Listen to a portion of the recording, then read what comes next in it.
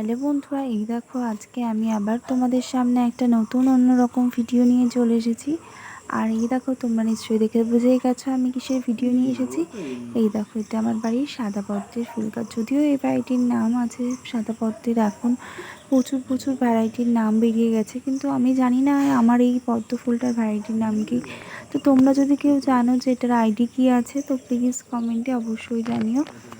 আর এই দেখো, এরকম ছোট্ট কুড়ি থেকে একটা ফুলের জন্য অপেক্ষা করে বসে থাকা বা দিন গোনা সত্যি খুবই আনন্দের। তারপর যখন দেখি আমার লাগানো গাছটাই ফুলটা এইরকম সুন্দরভাবে ফুটেছে, তখন যে কী আনন্দ হয় তা বোঝাতে পারবো না। শুধুমাত্র তারাই বুঝবে যারা নিজেরাও গাছ ভালোবাসে এবং গাছটা লাগায়। আর এই দেখো, ফুলটা ফোটার সাথে সাথে কত মৌমাছি চলে এসছে মধু সংগ্রহ করতে। কেমন লাগলো আমার ভিডিওটা তা অবশ্যই জানিও। আর তোমরাও কিন্তু চাইলে নিজেদের বাড়িতে এরকম পদ্ম লাগিয়ে নিতে পারো। টাটা।